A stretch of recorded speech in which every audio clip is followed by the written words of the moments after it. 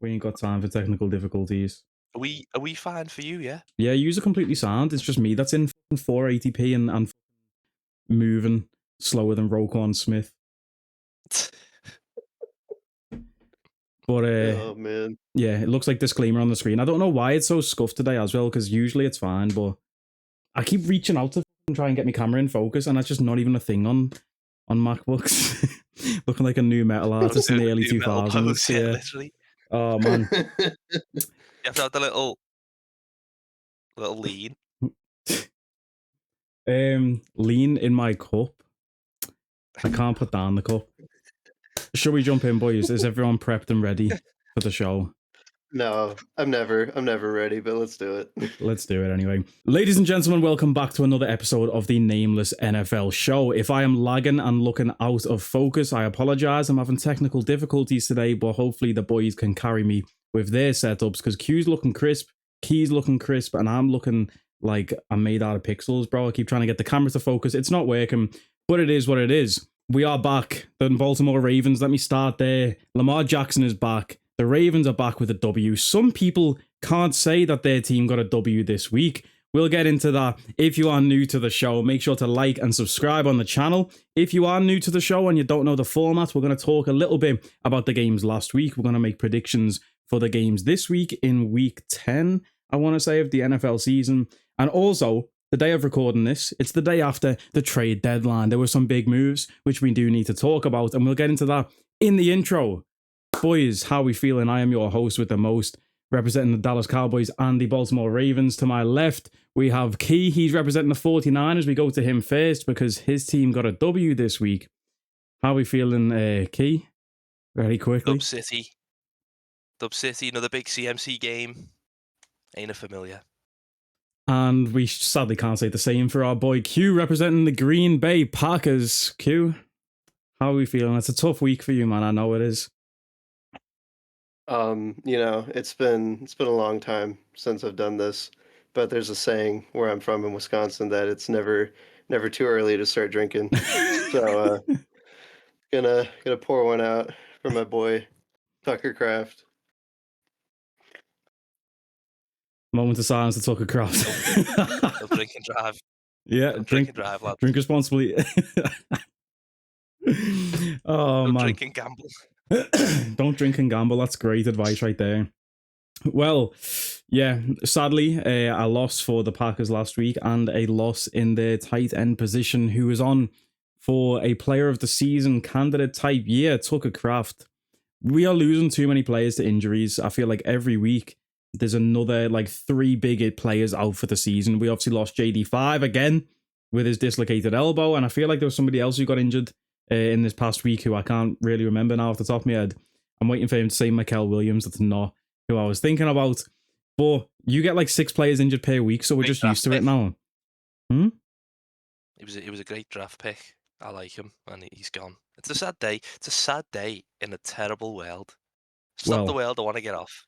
Well, thankfully for the Ravens, we are all at full strength. And the Dallas Cowboys, everyone's at full strength over there. I mean, you wouldn't know it looking at that defense. Everyone looks injured and concussed. But anyway, let's get into our week 9 recap. We're going to keep it brief because we do want to mention about the trade deadline and some moves that went on there. We have 2 big segments, Q's winners and losers of the week and my big dog of the week. We're going to get into those. First of all, though, Key, anything you want to say about last week? I'm not really bothered myself about making or paying respects to the team we picked against. That's usually what we do. I went 8-6 on the picks for clarity last week. Bad week. Don't really care about paying respects to anyone that I picked against last week. But Key, if you want to, go ahead. I was 9-5. I like it. Bears. I apologize. Honestly, I didn't think the Bears would win. Vikings, man, I thought they were just, I thought they were going to take a big fat L. Steelers, why did I pick against Aaron Rodgers? You know what I mean? It's my guy right there. How did the Panthers beat the Packers? Guys, the Eagles, 0.2. But how did they beat the Packers? Q. I'm disappointed. In you, Q. Not even your team. And the Cardinals, they drop Kyler and they win. Yeah, Who'd have thought? as soon as they announced that Jacoby Brissett was starting, I was like, we're going to fucking lose this game. But being a Cowboys fan, I looked like Q during that game. I was just drinking for the whole thing. I don't even remember what the final score was, to be honest. But oh man, just on that topic, Key, I said I don't want to pay respects to any teams last week, but I've got to jump in and say I apologize to Kevin O'Connell and JJ McCarthy, because last week I said the Lions are going to go out there and whoop the Vikings. I think they're going to put belt to ass. And it ended up being a close game, obviously 3 points in it. JJ McCarthy, I said last week he was absolute shite, and he looked good in that game. Still question marks over there, but give Kevin O'Connell me at quarterback, and the Vikings will probably win games. Not from my own ability, but from the ability of Kevin O'Connell to turn me into an absolute superstar. But yeah, Vikings got the dub. Lions, I was very disappointed because I had them to win on the spread as well. I thought they were going to go out there and whoop. But that means bounce back opportunity this week for the Lions. We'll get into our picks later on in the episode. There was one other team I wanted to say sorry to. Oh, the Steelers. How much last week, boys, did I say? I feel like the Steelers are going to win this week and I want to do it, but I just can't. I'm picking the Colts. Lo and behold, the fucking Steelers go out there and win. Also, I picked the Texans to beat the Broncos. Texans would have won that game if CJ Stroud stayed in. I can't stand the Broncos. 18-15. What an ugly scoreline that is. And CJ Stroud would have won the game there if he stayed in. Panthers, yeah, respect to you. And the Bills beat the Chiefs. I don't even want to say nothing about that either because I'll see you in the postseason, Josh Allen. I'll say I as if I'm Patrick Mahomes. Anyway, that's me done for the week. Q, anything you want to say quickly on the Week 10 roundup before leading into your winners and losers? I may as well just give you the floor for this whole next segment.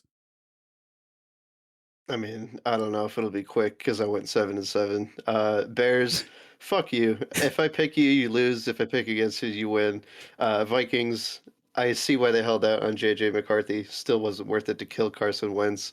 Steelers, I'm sorry, Rodgers. I'm sorry I doubted you. Colts just look so good. They just fell apart there. We saw Danny Dimes instead of Indiana Jones. I also think that the Texans would have won if Stroud was healthy the entire time. Obviously, that couldn't happen. Chiefs played some of their worst football of the year, just looking completely out of sorts. Cardinals get the upset over the Cowboys, finally showing out even without Kyler Murray. And oh my God, leading into my biggest loser, Matt LaFleur. Hang on. Oh man. Matt LaFleur. What are we doing here? What are we doing here, buddy? You go here post game talking about, yeah, that was pretty much exactly what we were expecting to happen. It's like, damn, bro, somebody called the shop and said, hey, we're gonna rob you on Sunday, and you go, okay, let me just stay open, unlock all the windows and doors, and then let me just go out for lunch real quick, and then lo and behold, you lose. Like, okay, congratulations, bud. And then we just lost our biggest piece, one of our biggest pieces on the offense in Tucker Kraft. It was just not a good day at the office at all. My biggest winner of the week, I don't know. Packers loss took everything out of me. I'm not gonna lie. I think the biggest one for me probably is the Steelers. We've been asking questions to them all week, and they shut down a legitimate Colts team for the first time all season. I know they lost against the Rams, but there were 3 fluky plays in that. This one wasn't fluky at all. It felt like they showed they were able to get Danny Dimes out of his shell. Out of the Indiana Jones persona and just completely stomp him and his team. So biggest winners, Steelers, biggest losers, Packers. Yeah, man, that Steelers defense showed out last week. You know, we've had a lot of question marks on that defense. They're getting paid about $2 billion each, and they've been performing like they're getting paid pennies. So last week, definitely stepped up. I think Jonathan Taylor had like 40 yards the whole game. TJ Watt, Alec Highsmith, he went crazy. What was that? What was that, love? You said TJ Watt. What? I saw your like border light up on Discord as if you said something, but I didn't hear any words. I was like, what the hell? Anyway, all right. Well, you glowing aura.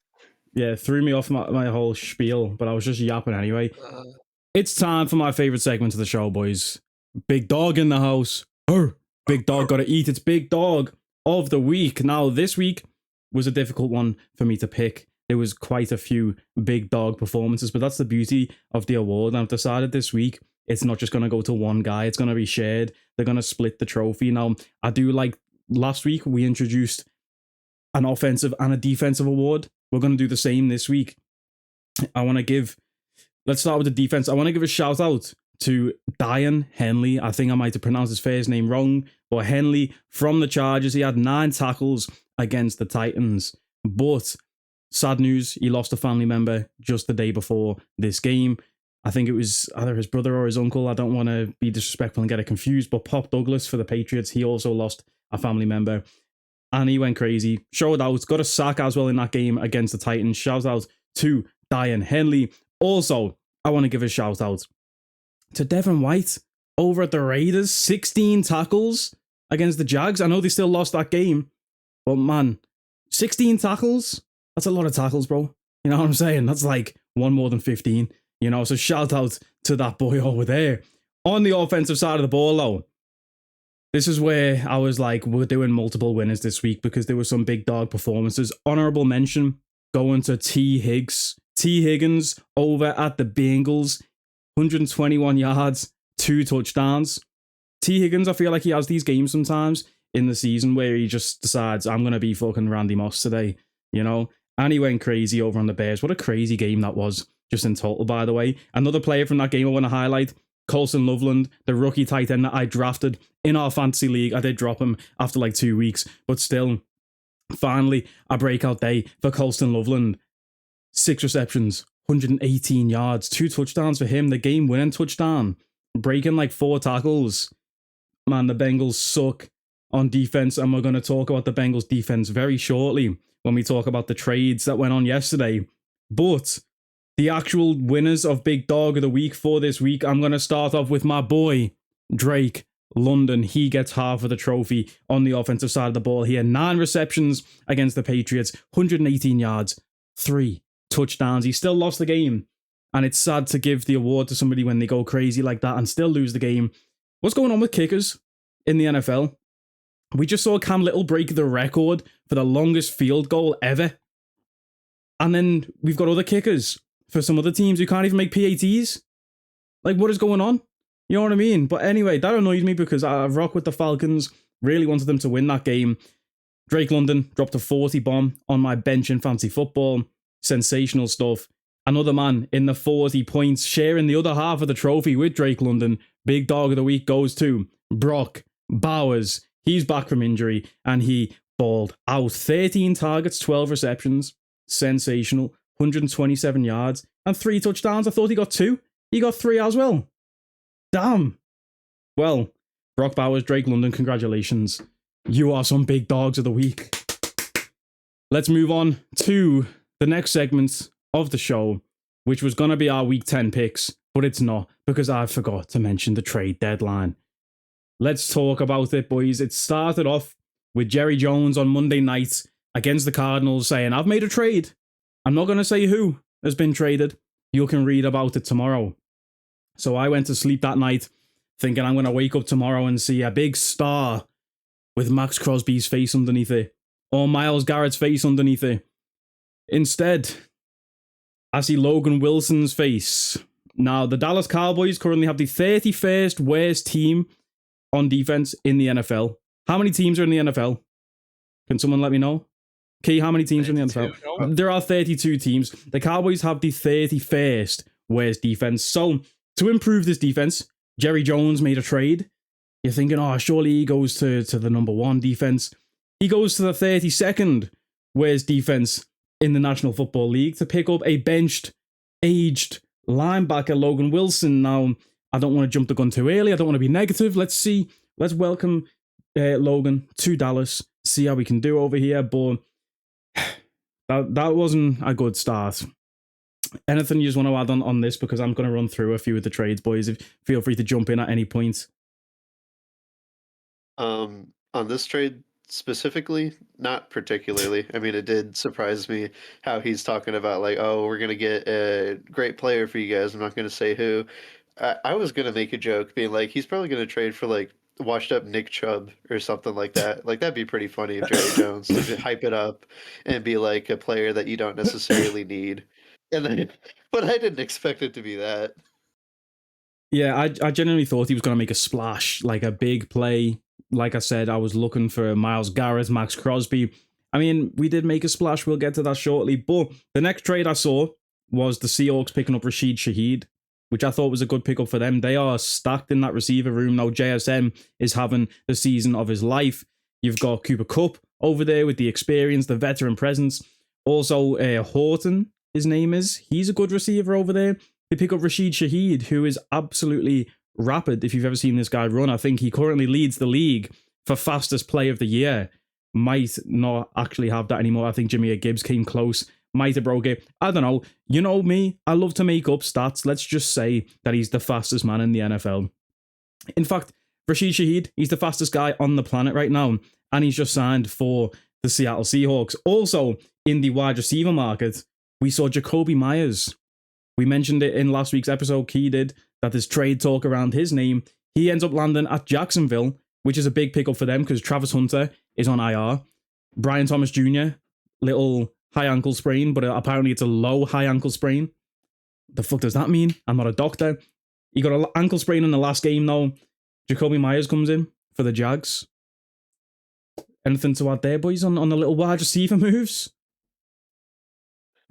No, I mean it's always a plus when you can add a decent depth option because not a lot of times you see number ones flying around.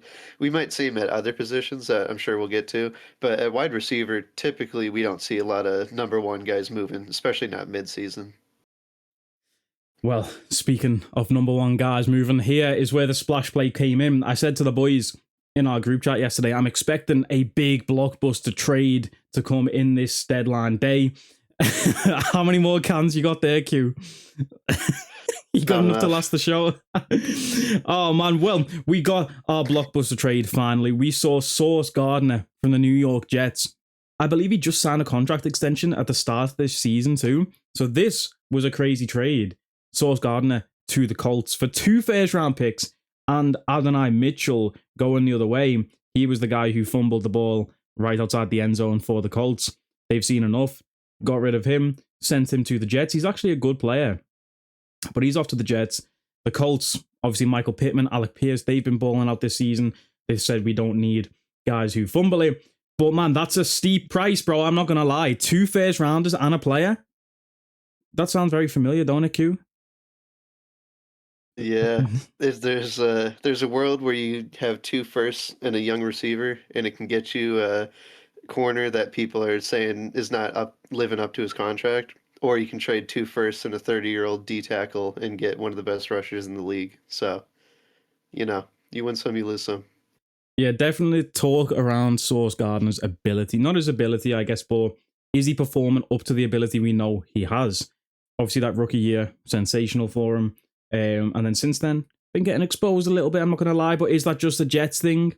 Maybe in this new location, new field, away from MetLife, maybe he's going to be balling out over there at the Colts. And the Colts are going all in, boys. I think the Colts are trying to win and win this year. I think they're going for the Super Bowl here with trades like this. 2 first-rounders, bro, for a corner. And they've just picked up Cam Bynum in the offseason from the Vikings. They just paid, I'm sure they just paid Ward as well this season. So they're going all out on defense, and obviously Danny Dimes coming in. Danny Dimes getting a contract soon. Indiana Jones. Well, I was going to mention something about Danny Jones, but we'll save that for our picks later on. Key, how do you feel about Sauce Gardner to the Colts? It's big. I was about to say it's a steep price. Very steep, obviously considering the Micah trade.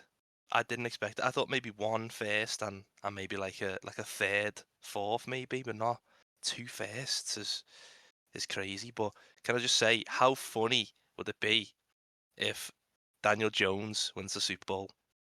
Yeah, I would love it. Say that. I would honestly love it. Daniel Jones, Super Bowl MVP, would feed generations. It really would feed families. And speaking of men who look well fed, right? You see where I'm going here with this transition? We're talking about pass rushers. We're talking about defensive linemen. We're talking about the New York Jets. What do all these things have in common? Where am I going with this? Splash play. Jerry Jones trades a first-round pick to the Jets and a second-round pick to the Jets. And in return, we get Quinnen, bless you, thank you, Williams. Yeah? Welcome to the Dallas Cowboys, Quinnen Williams. Now, when I saw this post on the NFL page, I commented, can he play safety? Because I don't know how, obviously adding to that defensive line is going to be good to try and get more pressure on quarterbacks and stuff. But bro, we need corners, we need safeties. That secondary is getting torched every single game. Every quarterback in the league has their best game against the Cowboys. You know what I mean? It's an absolute disaster. But Quinnen Williams, again, big price. The Jets are just stacking up those first round picks. I feel like when we get to the draft, the whole first round is just going to be with the first pick, the New York Jets select. With the second pick, the New Orleans Saints select. And then with the third pick, the New York Jets select. And then the rest of the first round is just going to be all Jets picks. Oh, man. The discourse on Twitter I've been seeing, by the way, between Jets fans and Saints fans is so funny. They're having like a tank off right now. And then the Saints fans are throwing in the towel saying they've out-tanked us. Like, how are we supposed to compete with this? But the Jets getting rid of everyone and just stocking those draft picks. How are we feeling, boys, about Quinnen Williams to the Cowboys? Do you think that it's too late for the Cowboys, or can we turn our season around and make the playoffs here with this addition and Logan Wilson?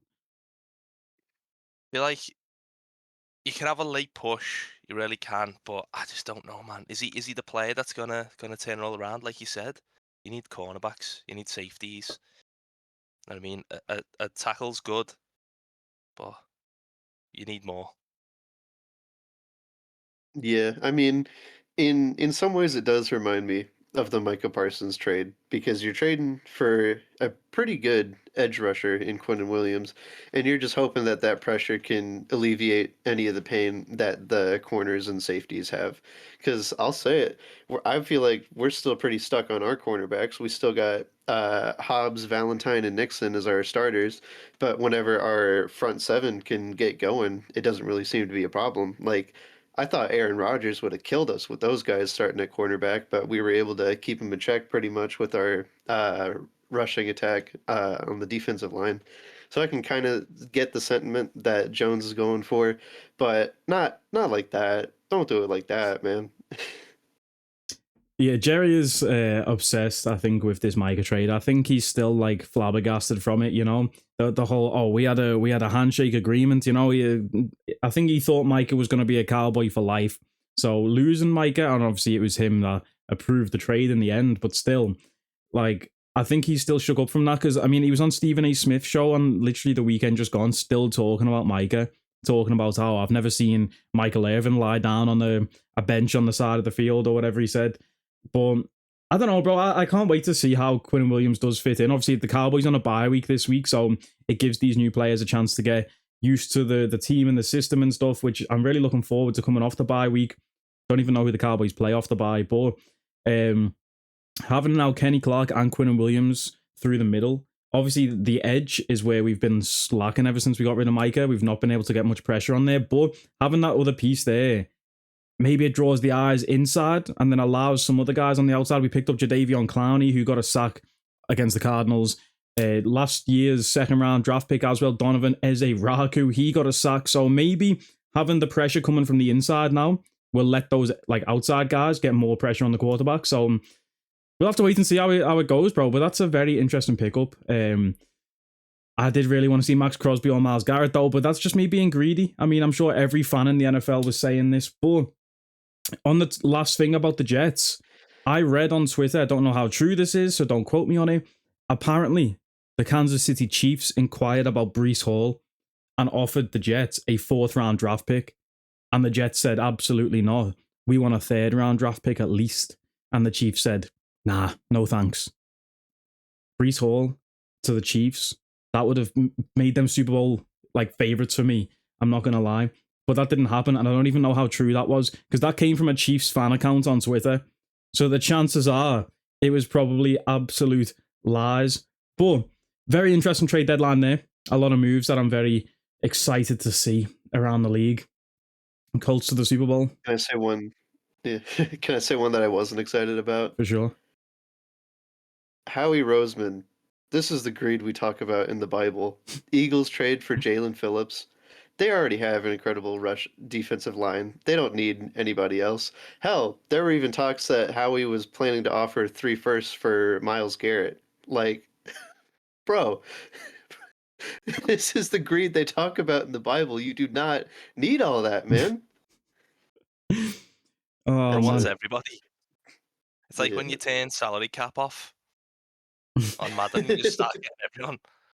I just, on the topic of the Eagles trade as well, they traded John Mechie to the Jets. I forgot where he landed. So now the Jets have picked up John Mechie, the third, and Adonai Mitchell too, in this trade window.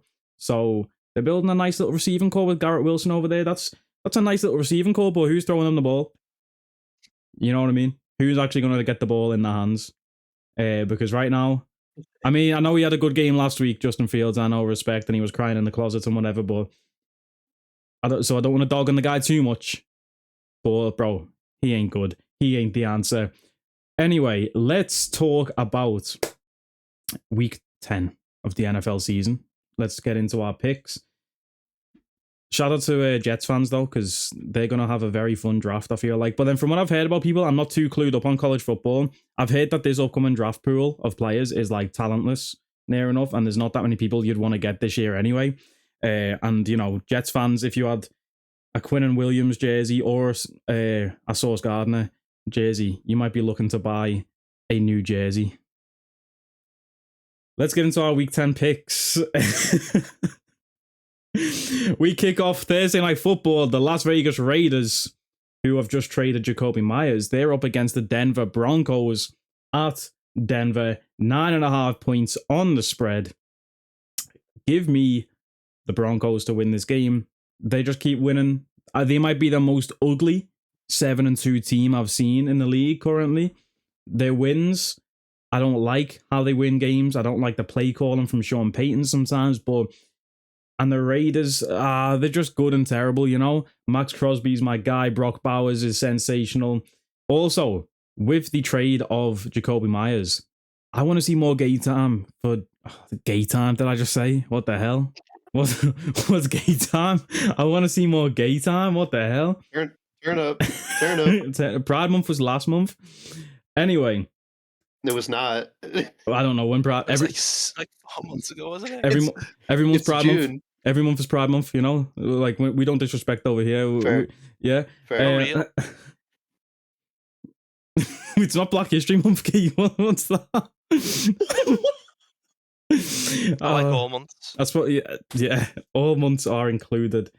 Anyway, with the trade of Jacoby Myers, I want to see more game time for Jack Besh, right? This guy is a physical receiver, big body receiver. Hopefully he gets more game time in there. And he can block, bro. This Jack Besh guy, I remember watching his highlights coming up towards the draft. He can block. And Ashton Genty, obviously, having a good season for the Raiders. Geno Smith, by the way, last week, had a good game. Never thought I would say that, because he's been absolute shite this whole season. He had 4 touchdowns, still an interception, though. At least he's keeping it consistent. You know, we love Geno. But give me the Broncos to probably win and cover.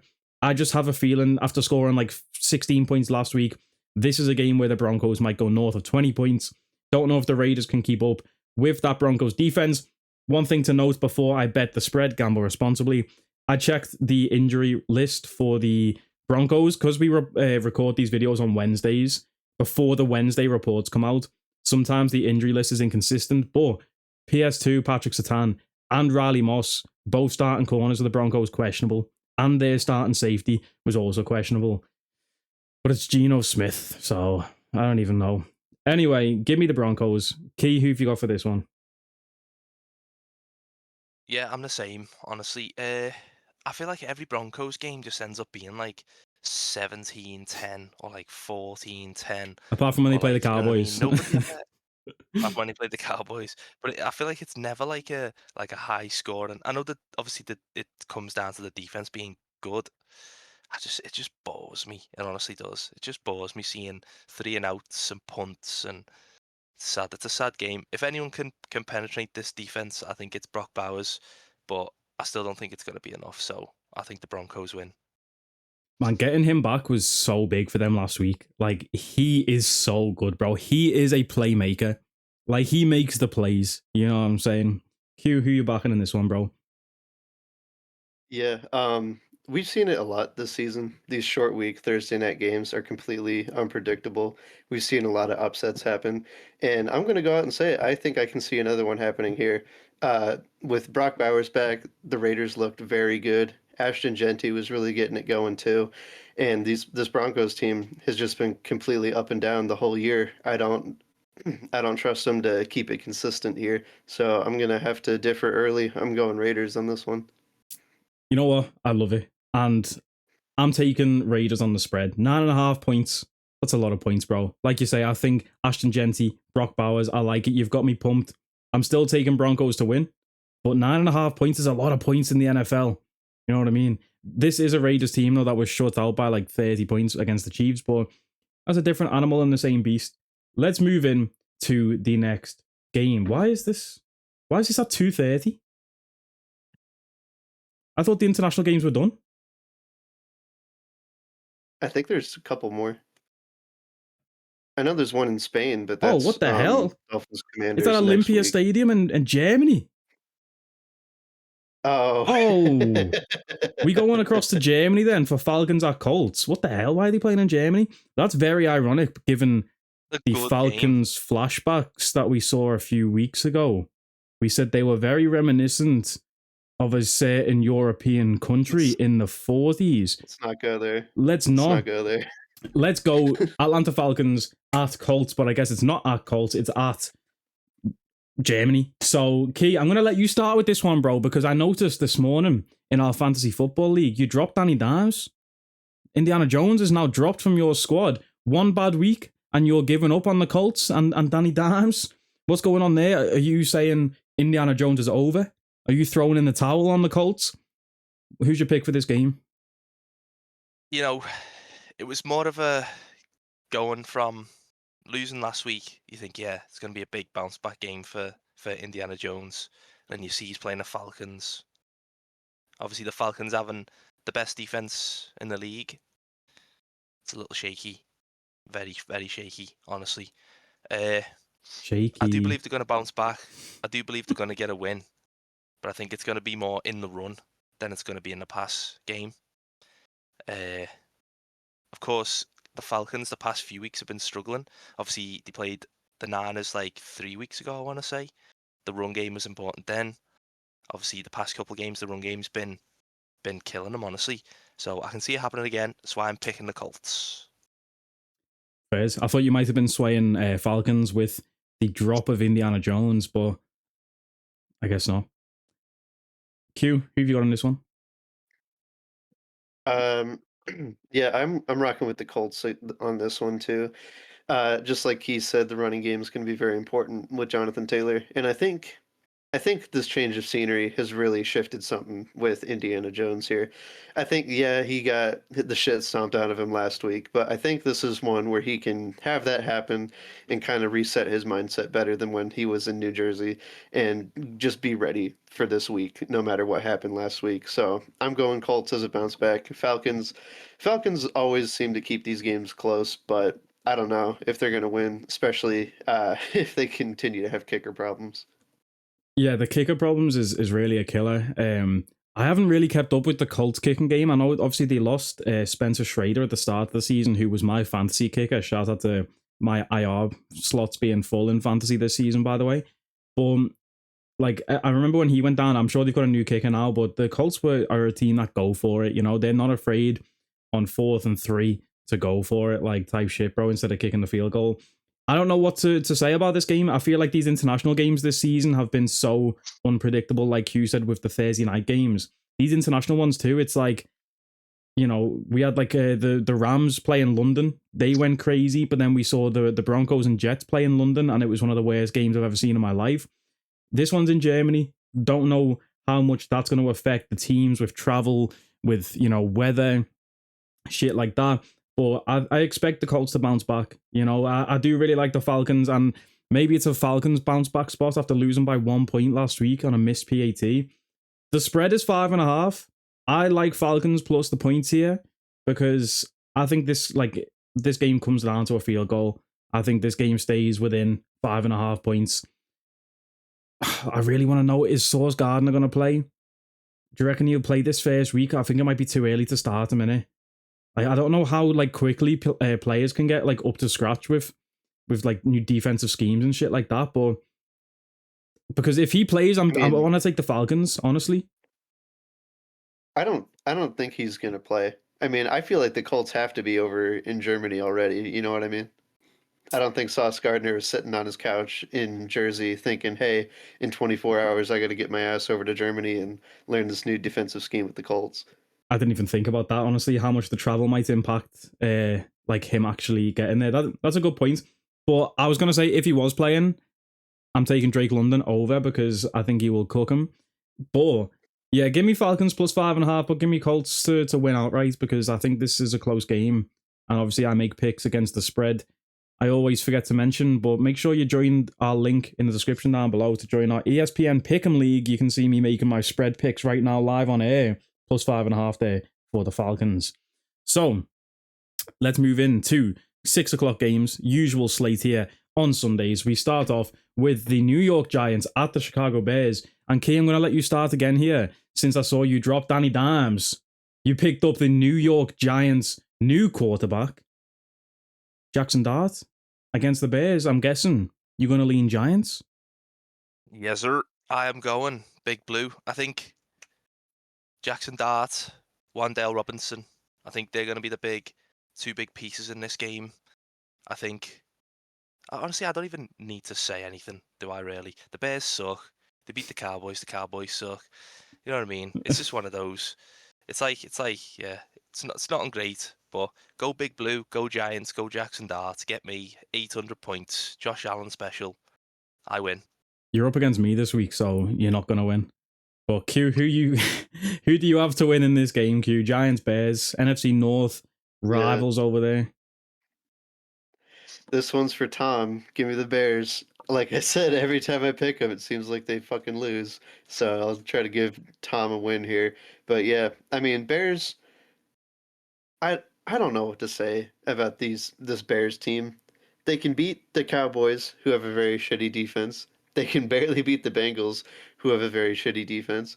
But it's also like every time I'm also super down on them for that, that's when they can also show me they actually have something to prove and that they are a competent football team. So yeah, I'm gonna have to go with Bears on this one. Yeah, man, the Bears are 5-3, bro. You know what I mean? That's a good record. I feel like the NFC this season is absolutely cooking. And unfortunately for the Giants and for our fourth member of our little group here, Tom, which Q just referenced, he is a Giants fan. And unfortunately, Tom, I'm going to pick against the Giants again. I like the Bears in this spot. 5-3, a rough week last week defensively for them. Gonna have to watch film and shape up this week. The Giants, I just don't see how they get over the line here. Losing Scott, losing Malik Neighbors. Jackson Dart is playing well, but I like the Bears minus 3.5 on the spread here too. I just think the Bears go out there and win by at least... honestly, I can see the Bears winning this by like 10 points. Ben Johnson is cooking. The play calling is getting more and more creative. I'm sure he's going to have to come up with some creative stuff here to deal with this Giants defense and the pass rush that they have over there. Brian Burns, by the way, Defensive Player of the Year candidates, but his team's 2-7, so unfortunately for Trey Hendrickson, we saw that last year. How likely is he to get an award like that when his team sucks? But bro, I like the Bears. Caleb Williams catching touchdowns, throwing touchdowns, rushing for touchdowns. Caleb's doing it all over there. The performative male final boss. Did you see that picture of him walking into the stadium last week? Wired headphones and matcha with painted nails. Performative male final boss. You've got to respect it, honestly. Like, at this point, you've got to hold your hands up and say, hey, he did that shit, you know? Give me the Bears. Give me the Bears on the spread. I'm sorry, Tom. I would be more hot on the Giants if they still had Malik Neighbors and still had Cam Scatterby, but losing those two pieces there, it's took the steam out of them, in my opinion. Let's move across to the AFC. We've got a division matchup here. Buffalo Bills at Miami Dolphins. 8.5 points on the spread, which I believe was the spread the first time these two played. And the Dolphins kept it close. You know, they covered the spread, but Bills obviously still won. Bills coming off a big win against the Panthers and then the Chiefs. They sit 6-2 on the season against the 2-7 Dolphins. Q, who you picking for this game, bro? I'm picking Bills on this one. I think, especially with the loss of a guy like Jalen Phillips on the line, I think James Cook is just going to be eating this game. It's probably going to be another one where it's James Cook down to the goal line and Josh Allen tush push, give him the MVP type shit. Give me Bills in this one, though. Yeah, what did he get 2 touchdowns last week, was it? Josh Allen, 2 tush push 1 yard touchdowns, and he's going to be top of the MVP list again. I wanted to ask you at the start of the episode, actually, and I forgot to, so let me just do it now. Quickly, one name out of each of you. Q, we'll start with you. Who's your current MVP candidate, top candidate right now? The guy I want to win is Jonathan Taylor. He's been playing exceptional. The guy that's probably going to win, because it's always a quarterback award, is Matt Stafford. I didn't realize it, but I think he's at 21-2 for touchdown interception ratio right now. He's been playing very well, and his team's winning a lot, obviously. I think I can finally start rooting for the guy now that he's not on the Lions anymore. So thank God he won his Super Bowl in LA. If he won one in Detroit, I don't know what I'd do with myself. Key, what about you, bro? One name, who you got? You know, Q just said it perfect. That was my two as well. Them, and obviously you have your own personal picks. I would love to see CMC get it. He's not going to. I think JT should get it. In what planet would CMC have it? He's fucking... Yeah, no man. Longest rush of the season, 16 yards. Don't worry, Scott. I seen no CMC mention in the big dog of the week. Don't worry. Why would he be in big dog of the week? He's beat the Giants. He went for 170 yards combined, 2 touchdowns. Against the Giants. Doesn't matter who it's against. Giants are hardly an NFL team. Wow. I mean, they are, but you can't tell. Yeah, well, I mean, the reason I said one name from each of you is because my pick was going to be Matt Stafford. So I just want to throw that out there. Matt Stafford is absolutely balling out. He is sensational, bro. Always has been. And yeah, that was my early pick of the season. You know, obviously there's candidates in there, Josh Allen, Drake May. I would love to see a non-quarterback get it, Jonathan Taylor. Even A-Rod said to him after the Steelers game, I saw that little interaction when he said, "You're the MVP, bro." Hey, give it to him, bro. Let's switch it up, you know what I mean? But after 40 yards against the Steelers, maybe that one game right there has killed his chances. Definitely no chance of CMC getting it, though. I'm sorry, Key. I don't... Anyway. Buffalo Bills, Miami Dolphins. Who's your pick, Key? Did you pick already? I can't remember where I stopped the show. No. So, I had the Bills last week. I've got the Bills this week. Tua triple turnover. I eat him. He's poo. He's bad. He stinks. He's going to stink the place up. Miami, check your bank account because the Bills are coming out. Oof. Hey, that's a bar. Let me get a pen and write that one down. I've got no paper. Anyway, 8.5 points is a lot for a division game. Give me the Bills to win. Give me the Bills to cover. 8.5 points is a lot of points. It just feels gross. But when they played the first time, did they still have Tyreek? Or was he already injured by then? I think they had Tyreek. I could have sworn he got injured against the Jets or something like that. But maybe I'm just completely misremembering it. Yeah, just give me Bills. This game stinks anyway. I'm not going to watch this one. I won't even watch the highlights. I'll just look at the box score. Give me the Bills. Give me the points. Speaking of a game that I will be watching now, is this at 6 o'clock? It sure is. It's the purple matchup. It's the Baltimore Ravens against the Minnesota Vikings in Minnesota. Realistically, especially after the Steelers beating the Colts last week, the Ravens have to win out.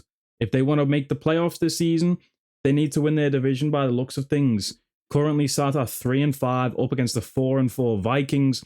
4.5 points on the spread. JJ McCarthy, yeah, you had a great game against the Lions last week, but now you're playing against Kyle Hamilton.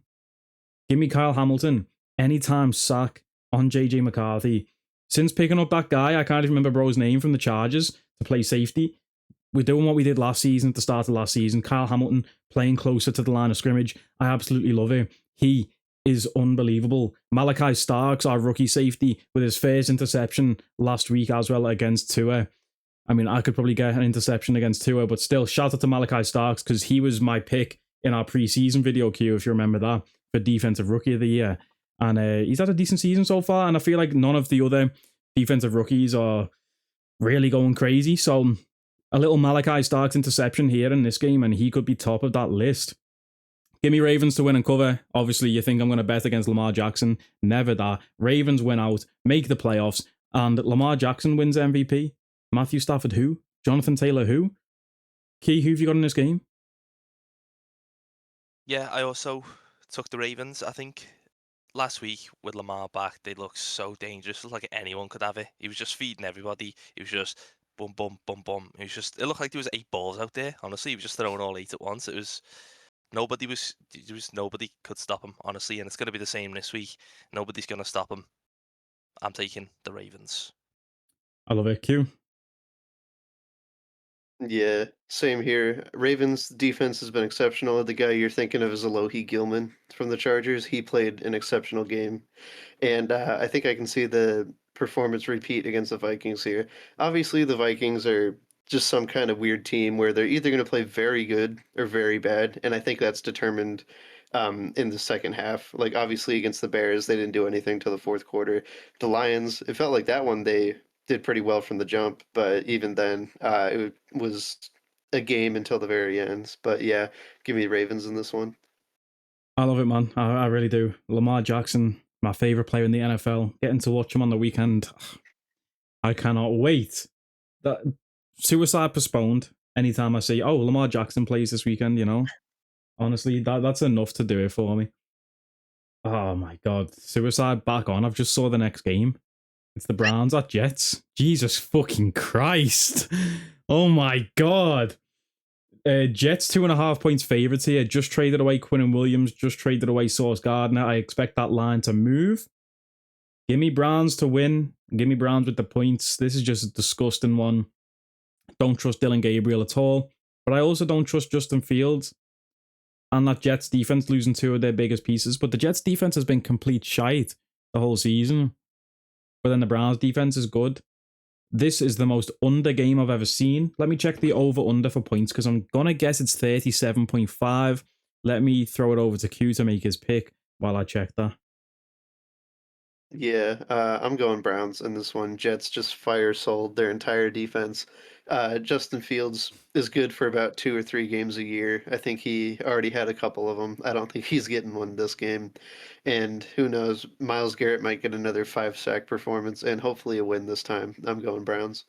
Well, I just said I expect the line to move. It was Jets minus 2.5. Now it's Jets plus 2.5. Who's Jess? And why is she an underdog in this matchup? Jets plus 2.5 and the over under. Like, I'm not even making this up. 37.5. I'm a fucking genius, boys. You know what I mean? When it comes to picking these lines, like, give me the under. What should be 34 to 36? Yeah, give me Browns. Key, who you got? Bro's a spreadaholic, man. What can I say? Spread. Put down the cup, Scott. Put down the spread. I think that this is going to be a must-skip game. I think it's going to be a stinker, honestly. I don't really see the Jets winning. Congrats on your first win of the season and congrats on your last win of the season. Give me the Browns. Yeah, this is just an ugly, ugly game. Like this one, I'm so glad it's not televised. It's in the 6 p.m. Slate. When does the flexing start? Remember, they can flex teams out of slots. Yeah, I think that starts. It might be starting soon. I know it's usually only second half of the season because that's when they have more ideas of who's good, who's bad, get rid of some of the bad matchups, throw in the good ones. So we're probably going to start seeing it soon. I couldn't tell you an exact date though. Yeah, because I'm just cancel this one. Yeah, exactly. Flexing.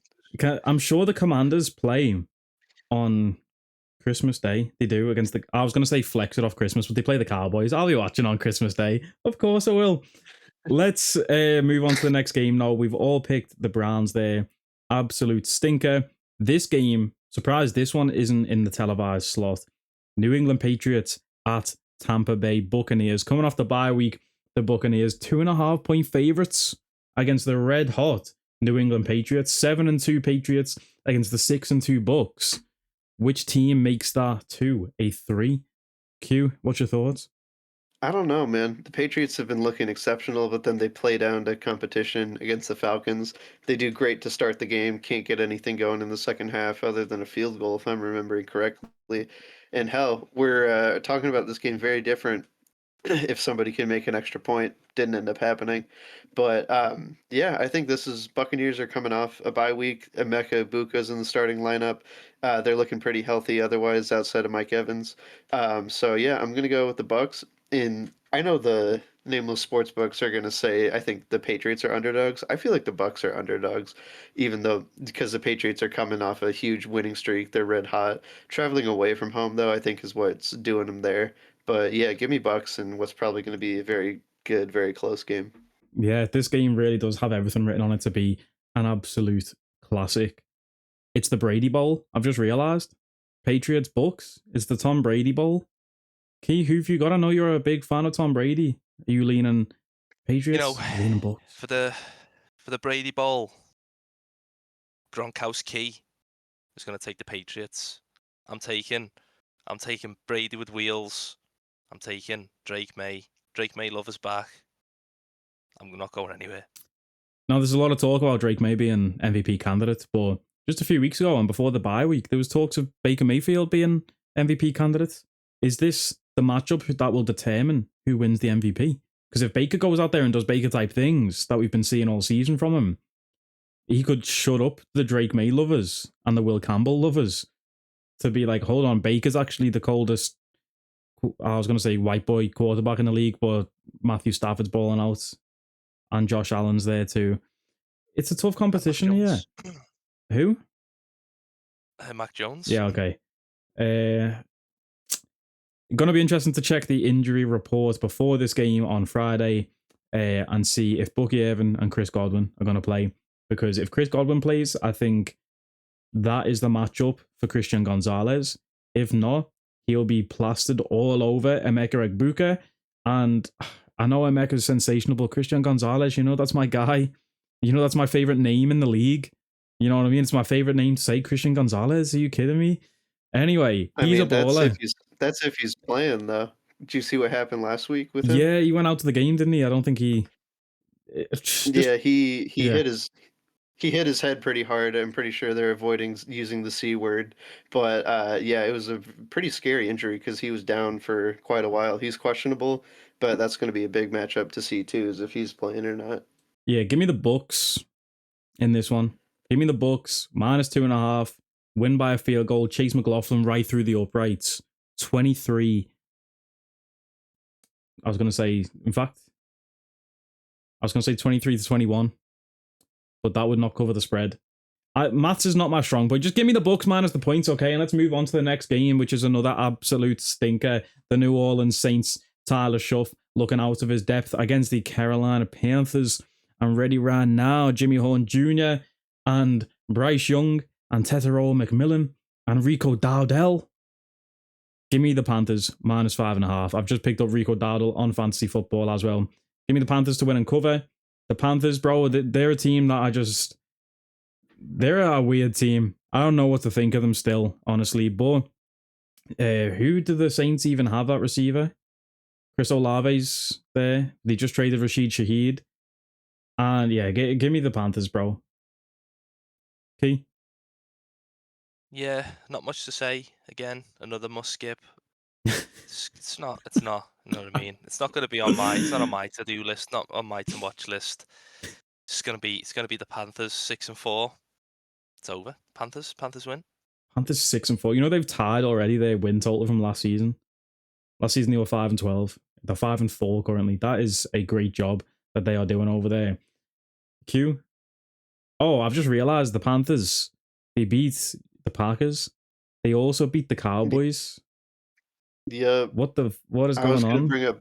I'm gonna bring up both those points because how fitting would it be for the Carolina Panthers to come off a win against the Packers, come off a win against the Cowboys, and just completely shit the bed and lose against the Saints? That would be the most on-brand thing for the Panthers to do. I'm not picking that to happen. I'm still gonna rock with the Panthers here, but if that happens, I wouldn't be that surprised. I'll tell you that. Yeah, honestly, it does scream like 17-14.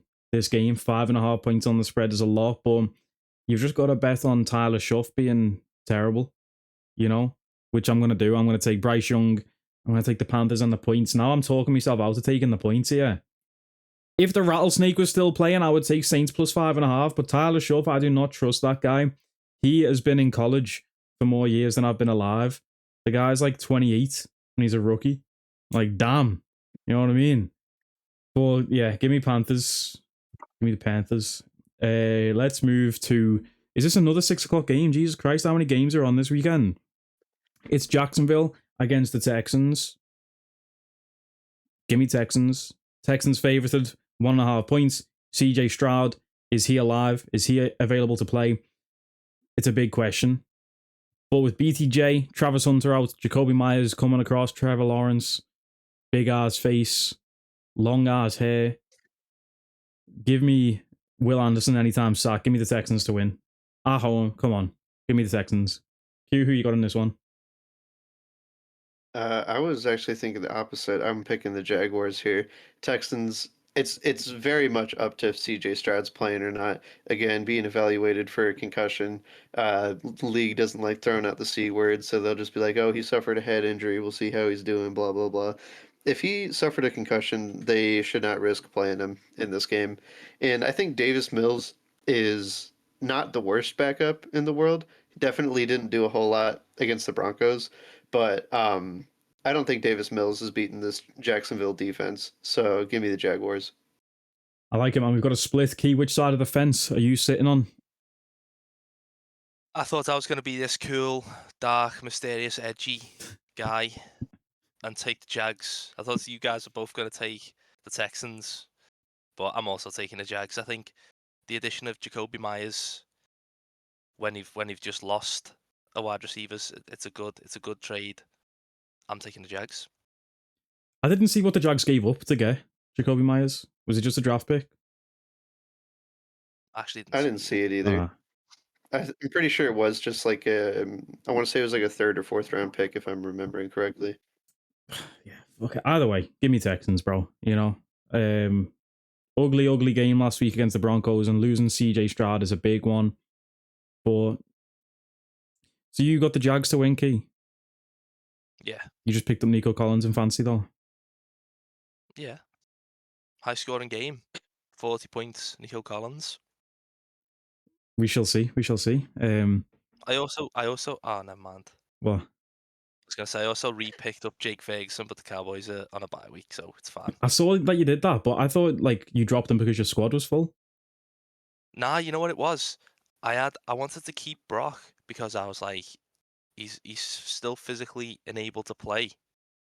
So I was like, I'll keep him in case he comes back, but he's probably not going to be back for like 2 weeks. And you guys all have like 2 QBs that are starters anyway, so nobody's going to pick him up. And if they do, I'll just pick someone else up and I'll just wallow in my sadness. I might pick him up so I can have trade leverage with you. Honestly. You're not getting Derrick Henry. Why not? What have I got to give up for Derrick Henry? 2 first round picks and a player? All right, so next game. I'm just Googling real quick. Drake London. You said last week, I'm not interested in Drake London. Now he drops a 40 bomb and now you want him. So guys, next up, I was just doing a quick Google search because I don't want to get this wrong. NFC West, speaking of Key's bum-ass team, we've got some division matchups here. We start off, though, with the Cardinals at Seahawks. Seahawks 6.5 point favorites. Sammy D out there slinging the ball. JSN going crazy. They just picked up... Who'd they pick up? Rashid Shaheed over there. The tight end's balling out for the Seahawks. The defense looking sensational. Division matchup, 6.5 points is a lot, but give me Seahawks to win and cover. I think this is one of those games where you watch your team, the Dallas Cowboys, get beat by the Cardinals and think, these Cardinals are actually decent. Then the next week, they go and get their ass whooped by the Seahawks. I know division matchups are always tough to pick, especially on spread. 6.5 points, like I say, is a lot. Could this come down to a field goal? Absolutely. Give me Seahawks to win. And I've just talked myself out of it. Give me Cardinals plus 6.5. Actually, fuck that. Give me Sam Darnold and JSN. -6.5, Seahawks. Key, who you got in your division here? I think if Kyler Murray plays, He's not. it's a Jacoby Brissett, Seattle they've said, W. is the If starter for Jacoby this week. Brissett plays, it's also a Seattle W. Give me Sam Darnold, Schwarzenegger. I'm taking the Seahawks. You shook your head when I called him Sammy D, and you're going with Sam Darnold Schwarzenegger. Really? Is that what we're doing? Q, please make your pick. Schwartz a what? No. Yeah. Obviously, these two teams always have a storied history in their rivalry. No game is going to be a cakewalk for these two teams playing against each other. This is probably as close as we're going to see it, though. Seahawks have been balling out. Cardinals finally got a win over the Cowboys, but they've been playing their hardest, coming up short every time. I can see that trend continuing against the Seahawks, so give me Seahawks. Well, we stay with the NFC West, and we go to Key to start this one off because his 49ers host the LA Rams. 3.5 point underdogs are your 49ers, Key. How do you see this game playing out? It's going to be hard, honestly. It's going to be a hard one. Obviously, MVP candidate Matt Stafford at the helm. You've got potentially, before the injury, Offensive Player of the Year, Puka. You've got Devontae playing great. You've got everybody playing great. You've got a Niners defense with a million injuries. Brock's probably not starting. Ricky Pearsall's probably not starting. Bryce Huff is back on our defense, which is obviously great. He's won us a couple games with late plays, but it's going to be a stinky game for me. I'm going to be watching through me fingers like this as the Rams more than likely kill us. But on the off chance they don't, I am taking the 49ers. Got to back your team. Now, your little breakdown there, Keem. Everything that you said, was that not the exact same narrative going into the last game against the Rams? And you guys still came out on top? You know what I mean? Like, obviously, I pretty much gave that exact same spiel, but the other way. I was like, Niners injuries, Matthew Stafford, Rams balling out. And then you guys went and won in LA. Now you're in your home city, hometown, home stadium, 3.5 points in a division matchup. I don't care. Give me the Rams. -3.5. Q, who have you got, bro? Yeah, I got the Rams too. It was definitely very much the same sentiment going into this game as it was last game. But last game was also one of those Thursday night short week, anything can happen type games. I think Rams are going to be more prepared for this one. 49ers are also very much more injured than before as well. So give me Rams. It'll still probably be close. Give me Rams though. Yeah, 3.5 points is scary, when you get over that 3. Because this could very well be a field goal game, division matchup, but give me Rams anyway. Let's move in to another NFC matchup. We got the Detroit Lions traveling to Washington to play the Commanders. 8.5 points on the spread for the Lions. Now, last week against the Vikings, the Lions were favorited by 8.5, and I could see a game where it would be like 33-17 against the Vikings. The Lions would win and cover. I felt really good on that last week. Didn't happen. Lions got beat by 3 points. This is the bounce back spot for that 33-17 game for me. I love Marcus Mariota. You know it. I spoke about him in the last episode when Key called me a dork or whatever he called me for writing school newspaper about Marcus Mariota. But this is the spot for me where the Lions win and cover. Give me the Lions. Frankie Louvu suspended for this one. First, too many hip drop tackles. You've got Marshawn Lattimore out. Luke McCaffrey out. Jaden Daniels out. Give me Lions on the spread. Q? Yeah, not only are the Commanders injured to hell and back, first of all, what were we doing, Dan Quinn? There's no reason for him to be out in the fourth quarter. There was no reason for him to be out in the second half, honestly. That game was over at that point. Regardless of that, though, Commanders are injured to hell and back. But also, who took the Lions out of the playoffs last year? Do you guys remember? Because I remember. Oh, yeah. I didn't even think about that. Revenge game. It was this Commanders team. I'm pretty sure that's going to be on the forefront of every single Lions player's mind. I'm sure they can cover the spread by talent alone, but just by being fueled by just sheer hate and just like fuck these guys for kicking us out of the playoffs last year, especially in the way they did it too. So yeah, give me Lions. I got them by hell. Give me Lions by 20 in this game. That's a lot of points. But remember, the team that knocked them out last year was JD5's team, you know, and he's out. Scary Terry's took himself out basically for the season mentally. And yeah, Key, who have you got in this one, bro? You're throwing the underdog in there. Any chance for the Commanders? You know, you literally said everything that I wanted to say pretty much. JD5 down, Luke McCaffrey more than likely out for the rest of the season. Debo seems to be an on and off the injury list player. It seems like 1 week he starts, 1 week he's off. It's like He's he's got not playing gout. back to backs. It was Al Horford. It's just, you know, back to backs. Yeah, Debo's just he's a great player, but I just feel like he's constantly injured. Obviously, it's a shaky one, really is. No pun intended. Amon-Ra St. Shaky. Brown. Shaky. I'm taking the Lions. Man, that should be a very high scoring game. Let's move into a game which, this one could go either way. This is an interesting game. This is the last game on Monday morning, Sunday night, the late kickoff. Pittsburgh Steelers at LA Chargers. Chargers 3.5 point favorites. Q, you want to kick us off with this one, bro? Chargers, by the way, on trade deadline. I forgot to mention this because who the fuck cares about offensive linemen? No offense. Chargers traded with the Saints to pick up their left tackle. Joe Alt out for the season, obviously, for the Chargers. Huge blow. So the Chargers went out and traded for a new left tackle. Who are you picking in this game, Q? Yeah, I mean, you just said nobody cares about offensive linemen, but when your two best tackles, arguably two of some of the best tackles in the entire game, are out, you're going to have a rough time. The Steelers defense came alive last week. I can see a similar situation happening, especially with the diminished Chargers line. I don't know if who did they get again? Is it Trevor Penning from the Saints? I Is think that so, his yeah. name? I don't know if they're going to have him Sorry, in the look at starting this. lineup in time for this game or not. Killing myself postponed. It just came up a notification from Snapchat saying, remember this? 8 years ago on the 5th of November 2017, I must have made a post saying, killing myself postponed. I must have saw Lamar Jackson was playing. Sorry, that's so funny. I'm sorry that's to cut why you we're off. here, baby. That's why we're here, baby. Yeah, no. Give me Steelers in this one. Oh, I like it, man. I like it. Just doubling back real quick to the Lions game. Again, it's early, but the injury report stated both of the tackles for the Lions are questionable. And Terrion Arnold and Kirby Joseph are also questionable. So will that make a difference on a Commanders team that can't really rush the passer? Probably not. So let's go back to the Chargers game. Just remind me, because you said about the Chargers tackles being out. Mekhi Becton, obviously the right guard they picked up from the Eagles. He is also questionable.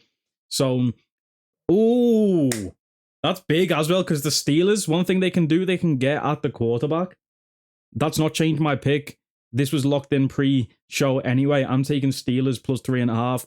I'm taking Steelers outright. Now that I've said that out loud, I don't like it. Do you ever say something out loud and like it sounds good in your head? You say it out loud and you're like, oh, actually, fuck it, I'm doubling down. Give me the Steelers. This is 100% like a rebound spot though for the Steelers. Beat the Colts last week. They're going to be hot. Now they travel to LA and just get fucking burnt by the Chargers. 100% that's going to happen, but give me the Steelers anyway. I'll be wrong and strong. Key, who have you picked in this game? You know, it's another one where I thought I was going to be different. I thought you would have both gone Chargers. I originally had the Chargers, but I talked myself out of it with the Joe Alt injury and obviously the rest. I feel like when he haven't got Joe Alt, they struggle. I feel like he makes a big difference. Like Q said, he's one of the best, if not like up there with like a top 3 tackle in the league right now. So I think, yeah, Steelers, A-Rod, my guy, my goat. Well, 3 for the Steelers then. Let's see if we are all wrong and strong on that one. Let's move into the final game of the week. This is a big one. This is a Monday night game that I cannot wait to watch. This is going to be absolute cinema. This is a televised game right here. That should be televised. Philadelphia Eagles at Green Bay playing Q's Packers. The spread on this game, Packers favorited by 2.5 points. Q, I'll let you take the floor and take us away. Yeah, I think Packers are favorited a little bit because they've played at home. They're playing this game at home. Eagles, they've been playing great this year. I think they're finally putting their offense together, and Matt LaFleur, just some more terrible play calling, getting one of our best pieces injured in the process. Just all different kinds of things are pointing to the Eagles on this one. But if there's one thing that I'm taking away from this Packers season so far, it seems that we have, and this is again kind of like a bold statement, it seems we have very little issues coming up and beating good teams like the Eagles, but as soon as we try to play somebody like the Jacoby Brissett Cardinals, the Joe Flacco Bengals, the fucking goddamn Carolina Panthers, it's suddenly everything is out the window. What the hell are we doing here? Matt LaFleur, every week he wants to go 1-0. I think that means he's not learning anything that worked from last week. Because last week we had what? Or I guess 2 weeks ago at this point, we had what? 3 wide receiver screen passes the entire game against the Steelers, bombing it deep the whole time. That worked to perfection. And this week, I'm pretty sure I saw a video somebody compiled. I didn't watch the whole thing because I could bear to do it, but somebody compiled a compilation of all the screen passes that we ran against the Panthers. And how long does a typical NFL play take? Right, like 4 or 5 seconds, something like that, usually, especially on those types of plays. The compilation, I swear, it was like 1 minute and 15 seconds. What are we doing? I hate these screen passes, bro. We've got to. You picking the Packers anyway? Yeah, got to back your team. But bro, I hate these screen passes. It's like a whole pandemic right now in the league, or epidemic, I should say, not pandemic. That's something completely different. It's a whole epidemic, really, with these screen passes. I'm seeing Sean Payton do it a lot with the Broncos. The Bills, their whole offense, even though they've got Superman at quarterback, is pretty much built off yards after catch. Fucking Josh Allen, quick screens out to Shakir and Coleman. But then, I mean, they're doing that with Keon Coleman because he can't beat man coverage. So, you know what I mean? So, yeah, I mean, he's got a different excuse, you know, he's just ass. You know, a wide receiver who can't beat man coverage in the NFL. You know what I mean? Like, he's going to have a job application coming up soon.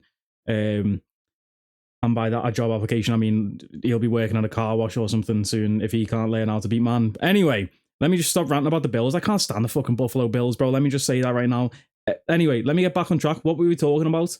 I don't even know. Screen passes. Fuck screen passes. Can we just ban them? We're seeing quarterbacks like Matthew Stafford airing the ball out. That's what I want to see from quarterback play. Throw the ball downfield and let Puka Nacua go crazy. You know what I mean? But anyway, bro. Like, Q, you just drafted this kid, Matthew Golden. He's the fastest guy in the league behind Rashid Shaheed. So why aren't you just throwing the ball deep to him every single play? Why are we doing these yards after catch bullshit? Like I don't know that. You act like I don't know that. You don't need to talk to me. You need to talk to the coach. Talk to the coach, please. Oh, bro, it just annoys me. And I understand it, like the meta of, oh, yeah, it's a safe, high percentage play. You get the ball straight in your receiver's hands, and then you can try and make the play afterwards.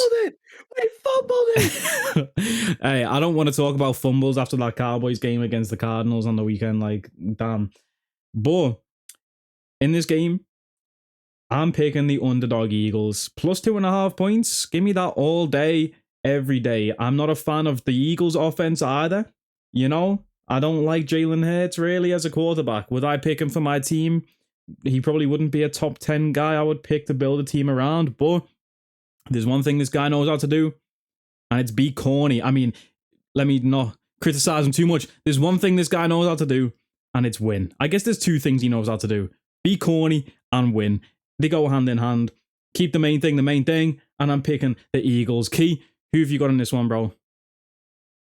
You know, this team it continues to be underhated, man. It really does. I think the only selling point to being an Eagles fan might honestly be Lily Flowers. I don't know if you guys know who that is. I don't even know who that is. Beautiful woman. Who's that? My life. Anyway, I'm on the cheesehead train. I'm on a cheesehead train, lads. I think it's going to be a Gouda win.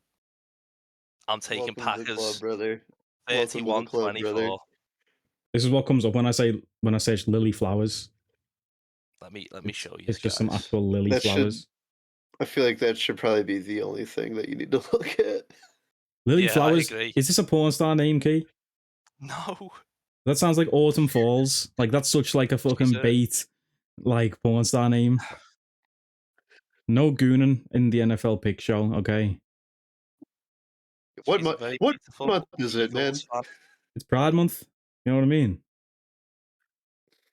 She Fair enough. is a very beautiful Eagles fan. Let's just say that, lads. Okay, I'll take you. I'll take your word for it. I'll take your word for it.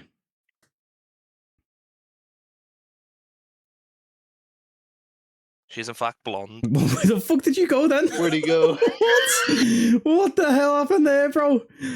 I'm a disappearing act. He's still in his Batman mindset from last week. What the hell, bro? You just had a whole blackout He's in in his the room. Batcave.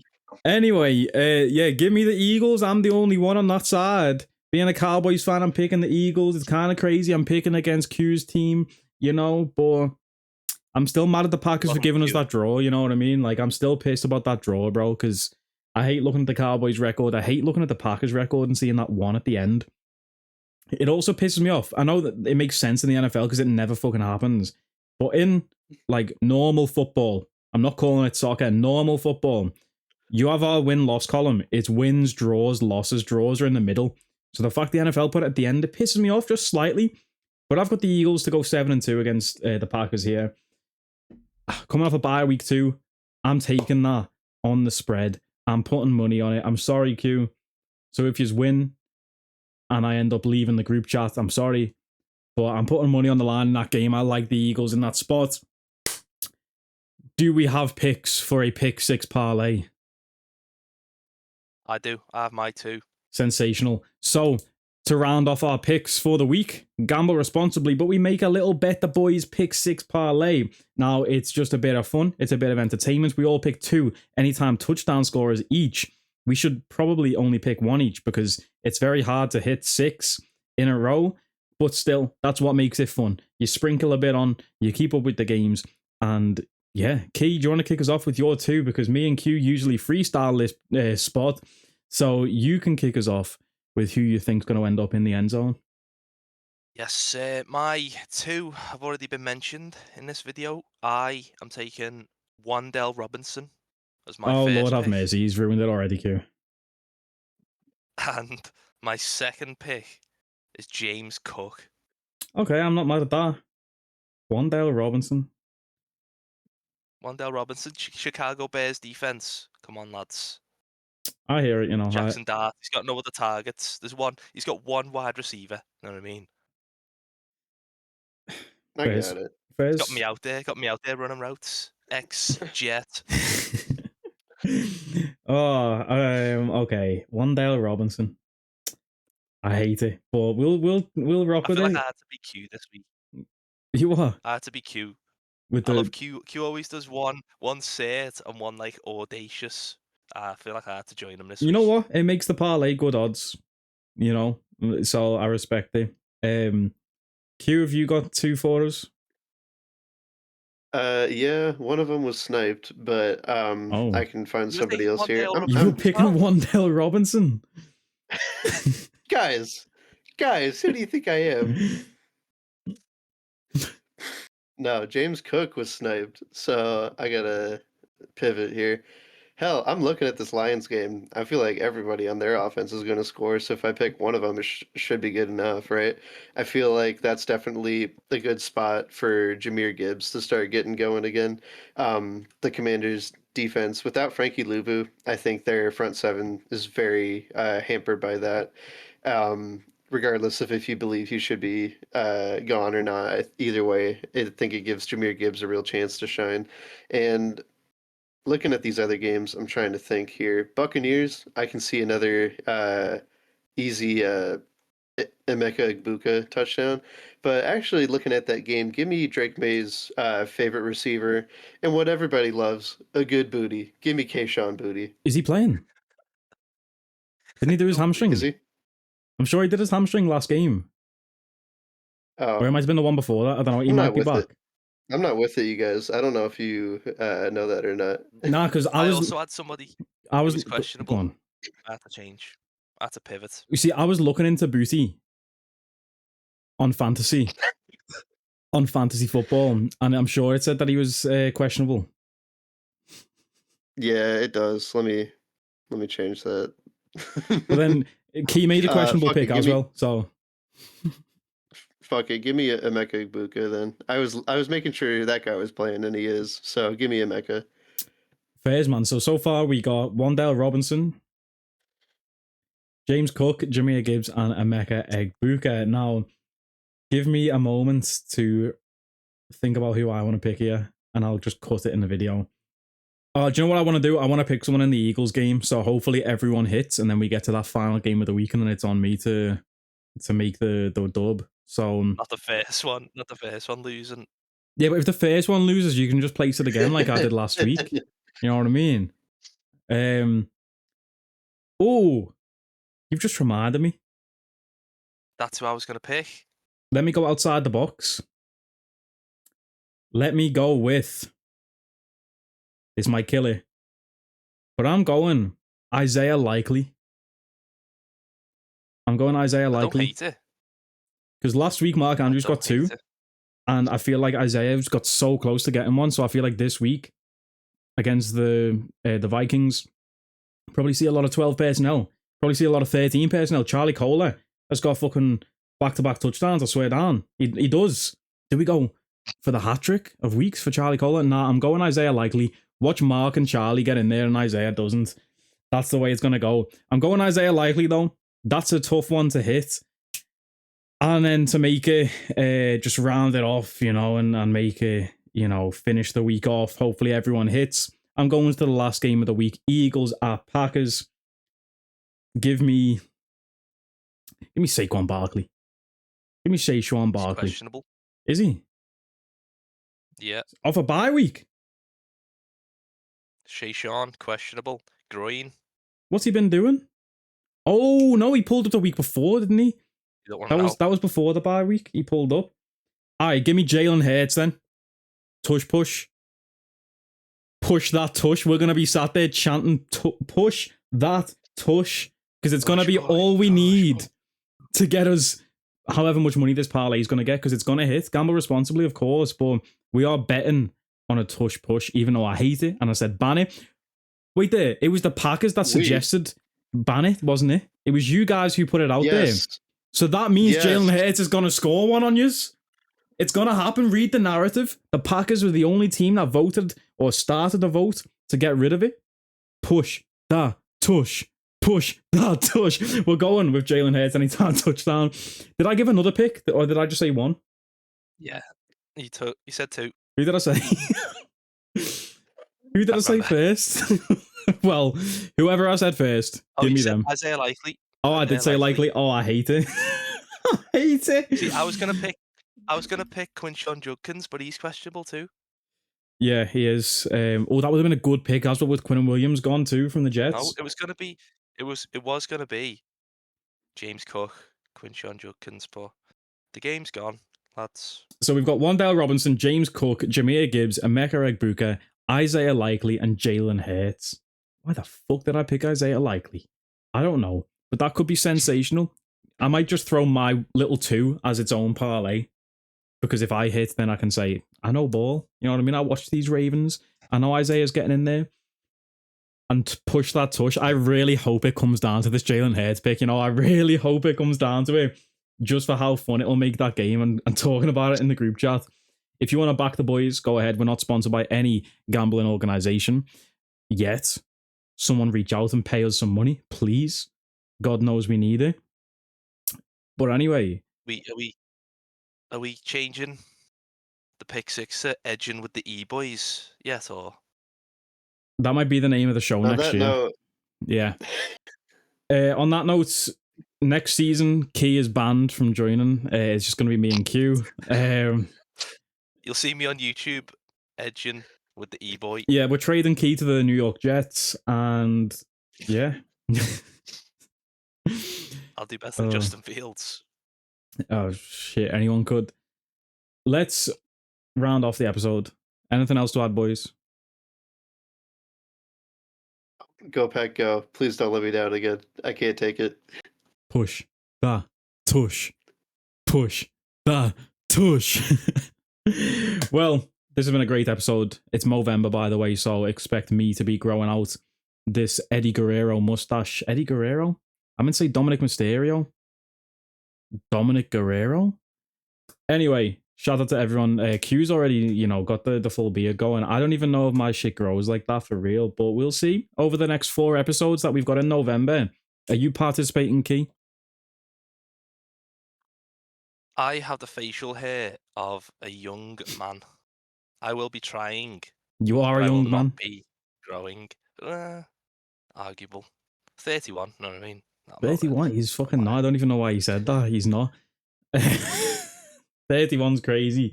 Q has the the America the jeans. The with just America jeans. little white boys with no style. I believe they're called Levi's. Q's, Anyway, Q's gonna have to recreate that Sydney Sweeney jeans fucking thing. Just rubbing his beard. These jeans are. We'll see you guys in the next episode. yeah, like, comment, share, and subscribe if you have enjoyed the episode. We'll catch us next week for another electrifying episode of the Nameless NFL Show. Take it easy, people, man. Why are you putting This that guy's in a for? recovering alcoholic. Q, so don't worry about it. It's called being a Dallas I Cowboys wish fan. I was lying. I really wish I was lying. It's called being a Cowboys fan, But I'm a recovering jokeaholic. Sorry, guys. you need to fucking die. That's what you need to do. Guys, I'm sorry. You had some Whatever- bad one-liners this episode, Key. I know. What did you say, The Sam worst thing is- Donald Schwarzenegger? What the hell is that? What are we doing? What is that? I always write a couple down in each in the little description, and some of them just come off the top of What, my you head. wrote that? That was No, planned? Sam I was going to say you need to Schwarzenegger plan was harder. just- You need to plan for longer. My Oh, little Bills money in the bank man that was planned. That one written down. that was I like that one, I'm not going to lie. It's getting to winter, boys. This was the first non-Teague time of the year, man. Wow, speak for yourself. Sucks. Sure was. Push Tush, that push. tush. Did you see on Pat McAfee, their Halloween show, one of them went as the Tush Push? He had like a cap on that was like an inflatable just arse cheeks on his head. And he went to the back room and was like, what are you dressed as? And he was like, I'm the Tush Push. Boys, I man. was looking on Amazon for a cheese head hat. If the Packers win next week, I can come and wear that. What the fuck? Oh, that is vile. That's going to trigger some people. That, what's that fear of holes? Trypophobia. Holophobia. Trypophobia, yeah. That shit's made up, by the way. Homophobia and Pride holophobia. Month, really, No. Key? Wow. Holophobia. Wow. You see the games he play?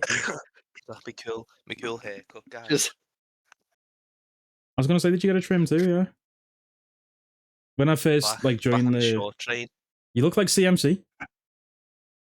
You actually look a lot like Christian McCaffrey today.